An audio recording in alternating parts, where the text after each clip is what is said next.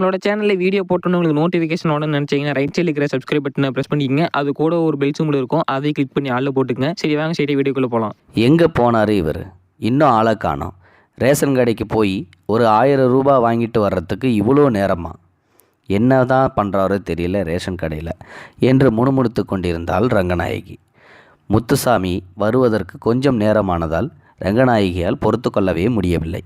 அந்த நேரம் பார்த்து முத்துசாமியோ உள்ளே நுழைய, ஏங்க எவ்வளோ லேட்டாச்சு, எப்போ போனீங்க, என்னாச்சு, என்னங்க இது மூட்டை? ஒன்றுமில்லை, ரேஷன் கடையில் 1000 ரூபாய் கொடுத்தாங்க, அதான் கொஞ்சம் மளிகை சாமான் வாங்கிட்டு வந்தேன். ஓடி வந்து மூட்டையை பிரிக்கும் மனைவியை அதட்டினார். ஏய், அதை எடுக்காத, இது நமக்கு இல்லை, இது நம்ம பொண்ணு வீட்டுக்கு. ஏன் நமக்கு வாயு வயிறும் இல்லையா? உங்கள் பொண்ணுக்கு மட்டும்தான் வாயிறு வயிறும் இருக்குதா என்ன? 1000 ரூபாய் வாங்கிக்கிட்டு வந்திருக்கீங்க, மீதியை கொடுங்க. இதுவே 1400 ரூபாய் ஆயிடுச்சு. 400 ரூபாய் கடன் வச்சு மளிகை கடையில் வாங்கிட்டு வந்தேன். அப்போ எனக்கு ஆஸ்துமா மாத்திரை வாங்கலையா? அந்த உறிஞ்சிற மிஷினும் இன்னும் வாங்கவே இல்லை, அதுதானே? வாங்கிக்கலாம், கொஞ்சம் பொறுமையாக இரு, எப்படியும் காசு வரும்போது உனக்கு வாங்கி தருவேன்ல, நீ அமைதியாக இரேன் கொஞ்சம். உனக்கு நான் கண்டிப்பாக வாங்கி தராமல் வேறு யாருக்கு வாங்கி தரப்போகிறேன்? ஐயோ, வாங்கி கொடுத்துட்டாலும் நான் 6 மாதமாக கேட்டுக்கிட்டு இருக்கேன், மூச்சு விட முடியல, கஷ்டமாக இருக்குன்னு சொல்லிக்கிட்டே இருக்கேன், அதை வாங்கி கொடுக்க முடியல. 1000 ரூபாய் வாங்கி அப்படியே மகளுக்கு மளிகை சாமான் வாங்கிட்டு வந்துட்டீங்க. சரி, எப்படி போவீங்க? பஸ் இல்லை, ட்ரெயின் இல்லை, ஆட்டோவும் கிடையாது, இப்போ எப்படி போவீங்க? சைக்கிளில் போவேன். ஏன், பாதையில் வெயிலில் சுருண்டு விழுந்து சாகிறதுக்கா? ஏண்டி, நல்ல வார்த்தையே நீ பேச மாட்டியா? இப்போ போக வேணாம், நாளைக்கு காலையில் போய் கொடுத்துக்கலாம். இல்லை, நான் இப்போவே கிளம்புறேன். போங்க, போலீஸ்காரன் சாமானையும் சைக்கிளையும் பிடுங்கிட்டு வச்சுக்கிட்டு உங்களை தோப்புக்காரனை போட சொல்லுவானோ, குட்டிக்காரனை போட சொல்லுவானோ? நடந்து தான் வரப்போகிறீங்க கண்டிப்பாக. நல்ல வார்த்தையை நீ பேச மாட்டியா? ஐயையோ, துறை போருக்கு போகிறாரு, நல்ல வார்த்தை சொல்லி அனுப்பணும். போய் போரில் வென்றுட்டு வரீங்களா? சரி கத்தாத, நான் இப்போ கிளம்ப போகிறேன், நீ சாப்பாடு எனக்கு எடுத்து வை, நான் சாப்பிட்டுட்டு போகிறேன்.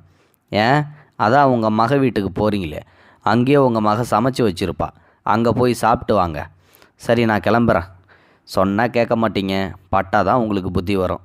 போலீஸ்காரன் உங்களை அடித்து உதச்சி அனுப்பும்போது தான் நான் சொன்னது உங்களுக்கு ஞாபகத்துக்கு வரும். அவர் சைக்கிளில் எல்லா மளிகை சாமான்களையும் மூட்டையாக கட்டி பின்பக்கம் வைத்து கொண்டு கிளம்பினார். ஒரு 10 கிலோமீட்டர் வந்திருப்பார். அங்கே திருவந்திபுரம் கெடிலம் ஆற்று பாலத்தை தாண்டிய சாலையில் தடுப்பு அமைத்து போலீஸ்காரர்கள் நின்று கொண்டிருந்தார்கள். மனைவி சொன்னது போல் போலீஸ்காரர்கள் சாமானையும் சைக்கிளையும் பிடுங்கிக் கொள்வார்களோ, தோப்புக்கரணம் போட சொல்லி எடுத்து டிவியில் போடுவார்களோ, தெரியாமல் வந்துவிட்டோமோ? முத்துசாமிக்கு பயம் தொற்றிக்கொண்டது. அவர் அருகில் சென்றபோது ஒரு போலீஸ்காரர் தடுத்து நிறுத்தினார். என்ன பெருசு, எங்கே கிளம்பிட்ட? ஐயா, மஞ்சக்குப்பம் வர போகிறேங்க ஐயா, மக வீட்டுக்கு மளிகை சாமான் வாங்கிட்டு போகிறேங்க ஐயா. சைக்கிளை ஓரமாக நிறுத்து, அந்த மூட்டையை தூக்கிட்டு வா. அவ்வளவுதான், 1400 ரூபாய் மளிகை சாமான் போகப்போகுது என்று முத்துசாமிக்கு மனசுக்குள் ஒரு பயம். மிதிவண்டியை நிறுத்தி ஸ்டாண்டு போட்டு மளிகை சாமான் மூட்டையை கீழே இறக்கி வைத்தார். யோ பெருசு, அந்த ஜீப்புக்குள்ளே இன்ஸ்பெக்டர் உட்காந்துருக்காரு, அவரை போய் பாரு போ. அவர் போலீஸ் வண்டியை நோக்கி நடந்தார். வண்டியில் வாட்டசாட்டமாய் கூலிங் கிளாஸ் போட்ட பெரிய மீசை வைத்திருந்த அந்த இன்ஸ்பெக்டர் அமர்ந்திருந்தார். என்ன பெரியவரே, எங்கே கிளம்பிட்டீங்க? ஐயா, மஞ்சக்குப்பம் வர போகிறேங்க ஐயா, பொண்ணு அங்கே இருக்குது, மாப்பிள்ளை டிரைவராக இருக்கார், வேலை இல்லை, அதான் கவர்மெண்ட் கொடுத்த 1000 ரூபாயில் கொஞ்சம் மளிகை ஜாமான் வாங்கிட்டு போகிறேங்க ஐயா. ஊரில் தடை போட்டிருக்காங்க, தெரியாதா உங்களுக்கு பெரியவரை? 144 தடை உத்தரவுன்னா என்னென்னு தெரியாதா? ஊர் விட்டு ஊர் போகக்கூடாது, இது உங்களுக்கு தெரியாமலே போச்சே ஐயா. தெரியுங்க ஐயா, ஆனால் 4 உசுறு அங்கே சோத்துக்கு இல்லாமல் கஷ்டப்படுமே ஐயா, அதனால தான் இதை போய் கொடுத்துட்டு வந்துடலாம்னு கிளம்பினேன் ஐயா. என்ன வயசாகுது பெரியவரே உங்களுக்கு? எனக்கு 63 வயசு ஆகுதுங்க ஐயா. அருகில் நடு சாலையில் 10-15 இளைஞர்கள் தோப்புக்கரணம் போட்டு கொண்டிருந்தார்கள்.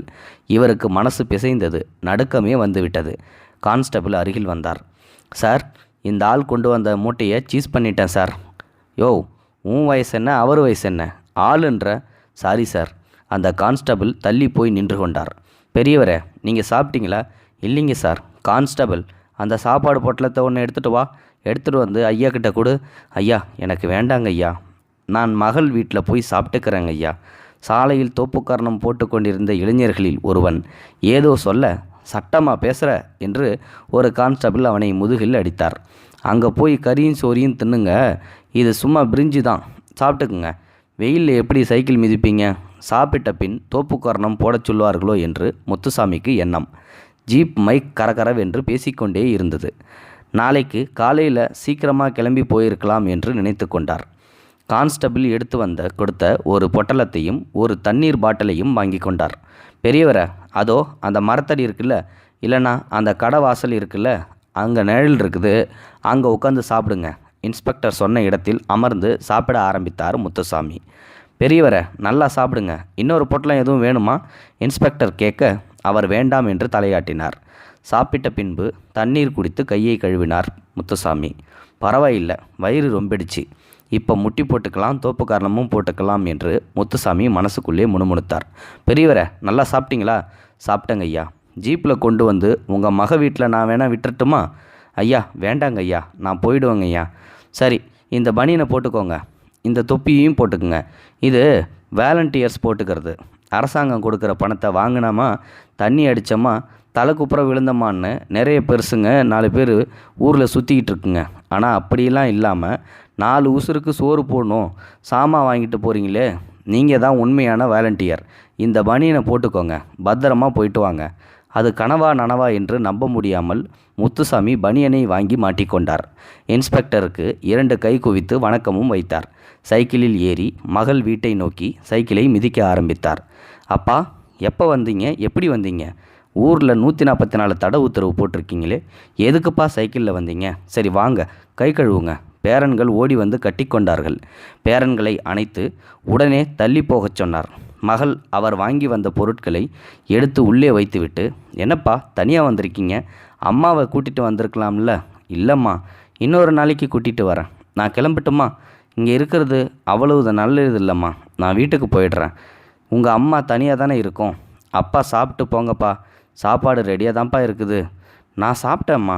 ஏதுப்பா இது பனியன்? நீங்கள் வாலண்டியராக இருக்கீங்களா? நடந்த எல்லா விஷயங்களையும் மகளிடம் சொன்னார் முத்துசாமி. பேரன்களை அழைத்து அவர்களுக்கு காசு கொடுத்து விட்டு கிளம்பினார். மகள் ஒரு பையோடு வந்தாள். அப்பா, பையில் கொஞ்சம் பழம் வச்சுருக்கேன், இந்த பையில் கொஞ்சம் பழம் இருக்குது, அம்மா கிட்ட கொண்டு போய் எடுத்துகிட்டு கொடுங்க, அம்மா சாப்பிடுவாங்க. அதோட அம்மாவுக்கு ரோட் ஹெலர் மிஷின் வாங்கினேன், அதை கொடுத்துருங்கப்பா.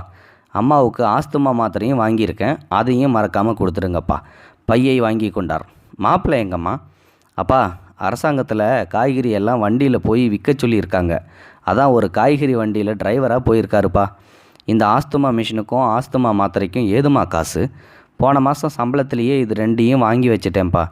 அவர் சைக்கிளை எடுக்க வீட்டை விட்டு வெளியே வந்தபோது மகள் ஓடி வந்து அவர் சட்டைப்பையில் 2 500 ரூபாய் நோட்டுகளை வைத்து திணித்தார். வேண்டாமாம் என்று சொன்னார். வச்சுங்கப்பா, உங்களுக்கு செலவுக்கு யூஸ் ஆகும், பரவாயில்ல, இந்தாங்க. அப்பா, எங்களுக்கும் நேற்று தான் அரசாங்கத்திலேருந்து 1000 ரூபாய் கொடுத்தாங்க. நேற்று நைட்டு உங்கள் மாப்பிள்ளை சொல்லிட்டாரு, உங்கள் அப்பா அம்மாவுக்கும் கொடுத்துடுன்னு சொல்லி. நம்ம ஏதாவது வேலை வாங்கி செஞ்சு சம்பாதிச்சுக்கலாம், வயசானவங்க என்ன பண்ணுவாங்கன்னு சொன்னாருப்பா. அதான் இந்தாங்க, இந்த பைசா 1000 ரூபாயும் வச்சுக்கிங்க. சரிம்மா, மாப்பிள்ளையை கேட்டேன்னு சொல்லு, பத்திரமா இருங்கம்மா எல்லாரும். அவர் உயிரை தன் மகள் வீட்டில் வைத்துவிட்டு மிதிவண்டியில் ஏறி தன் வீட்டை நோக்கி மிதிவண்டியை இயக்க ஆரம்பித்தார். முற்றும். இது ஒரு அருமையான வீடியோ.